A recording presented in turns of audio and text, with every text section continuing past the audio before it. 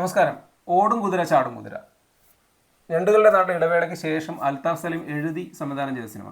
അൽതാഫ് സലീമിൻ്റെ ആദ്യത്തെ സിനിമ പോലെ ഇതും ഒരു ഡിഫറെൻ്റ് ആയിട്ടുള്ള അപ്രോച്ചാണ്. പക്ഷേ ആദ്യത്തെ സിനിമ നിവിൻ പോളി ആയിരുന്നു നായകൻ. ആ സിനിമ തിയേറ്ററിൽ നന്നായി വർക്കായതാണ്. പേഴ്സണലി ഇഷ്ടപ്പെട്ട സിനിമയും കൂടെയാണ്. ഒരു ഡിഫറെൻറ്റ് ജോണറായിരുന്നു ആ ഒരു കാലഘട്ടത്തിലൊക്കെ നോക്കുന്ന സമയത്ത്.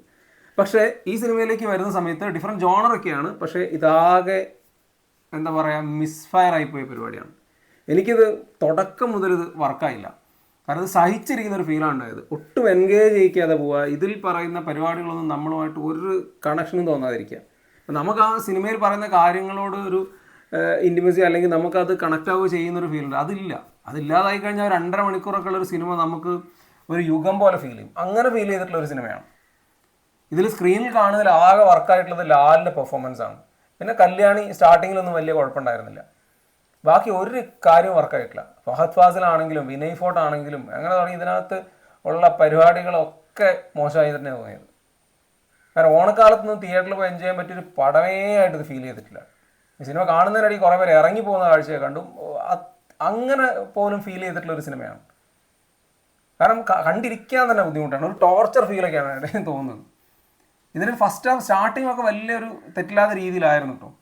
പക്ഷെ പിന്നെ എന്താ പറയുക, ഫഹദും കല്യാണിയും അവരുടെ ഒരു പരിപാടിയാണ് ഫസ്റ്റ് ഹാഫിൽ കൂടുതലും വന്നിട്ടുള്ളത്. അത് കഴിഞ്ഞ് പിന്നെ പോകെ കല്യാണിയെ കാണാതായി. സെക്കൻഡ് ഹാഫിലേക്ക് എത്തിയാൽ ഫഹദും ഇല്ല. ധ്യാനൊക്കെ എവിടെ നിന്ന് കയറി വരുന്നു. ധ്യാനിൻ്റെ കുറേ പരിപാടി ഇടയ്ക്ക്, പിന്നെ ധ്യാനിനെ കാണുന്നില്ല.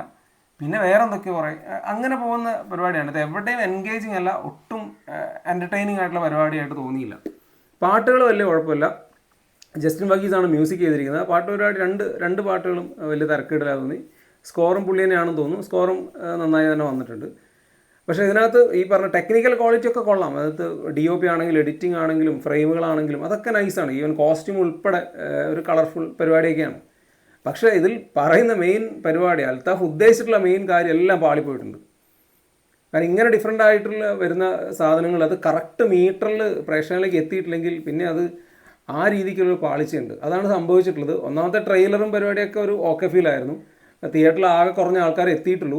അപ്പോൾ ഒരു വേർഡ് ഓഫ് മൗത്തിലൂടെയൊക്കെ കയറിപ്പോകേണ്ട ഈ ഒരു സിനിമ അതൊരു എന്താ പറയുക, അൺസഹിക്കബിൾ എക്സ്പീരിയൻസ് ആയിട്ടാണ് പേഴ്സണലി ഫീൽ ചെയ്തിട്ടുള്ളത്. ആഷിഖ് ഉസ്മാൻ പ്രൊഡക്ഷൻസൊക്കെ പൊതുവേ നല്ല സിനിമകൾ തന്നിട്ടുള്ള ആളാണ്. ഇപ്പോൾ അൽത്താഫ് ആണെങ്കിലും വളരെ പ്രോമിസിംഗ് ആയിട്ടുള്ള ഒരു ഡയറക്ടർ, എന്താ പറയുക, അത്രയും വിഷനുള്ള ഒരു യങ് ഡയറക്ടറാക്കിയായിട്ടാണ് പുള്ളിയുടെ ഇൻ്റർവ്യൂ ഒക്കെ കാണുമ്പം ഫീൽ ചെയ്തിട്ടുള്ളത്. കാരണം വളരെ സാധാരണക്കാരനുമായി കണക്ട് ചെയ്ത് പോകുന്ന ഒരു സ്ക്രിപ്റ്റ് റൈറ്റും ഒരു എന്താ പറയുക ഫിലിം മേക്കറൊക്കെ ആയിട്ടാണ് തോന്നിയിട്ടുള്ളത്. പക്ഷേ ഇവിടെ പുള്ളിക്ക് ഒന്നാകെ പാളിപ്പോയിട്ടുണ്ട്. കാരണം ഇതിൽ കുറേ കോമഡിയൊക്കെ നമുക്ക് ഓക്കെ ചിരിയൊക്കെ തോന്നും. പക്ഷേ പിന്നെ ഇത് ഒരു ഓവറാവുകയാണ്. ഇപ്പോൾ ഓവർ ദ ടോപ്പ് പരിപാടി ആണെങ്കിലും നമുക്കത് എൻജോയ് ചെയ്യണമെങ്കിൽ ആ രീതിക്ക് വരണം. അങ്ങനെ പെർഫോമൻസ് കൊണ്ട് എലവേറ്റ് ചെയ്യണം. അതിലാകെ വിജയിച്ചിട്ടുള്ളത് ലാൽ മാത്രമാണ്. ലാൽ അത് ആ മീറ്ററിൽ കറക്റ്റായി പെർഫോം ചെയ്തിട്ടുണ്ട്. പുള്ളിയെ നമുക്ക് കിട്ടുകയും ചെയ്യും. പുള്ളിയുടെ ഒരു ക്യാരക്ടറിൻ്റെ പരിപാടികളൊക്കെ നമുക്ക് കിട്ടുകയും ചെയ്യും. ബാക്കിയുള്ളതൊക്കെ പാളിപ്പോയി. അങ്ങനെയാണ് സിനിമയുടെ ഒരു ആകത്തുകയിൽ വന്നിരിക്കുന്ന പരിപാടി. അപ്പോൾ എനിക്ക് പേഴ്സണലി ഇതൊരു വളരെ മോശം എക്സ്പീരിയൻസ് ആയിരുന്നു.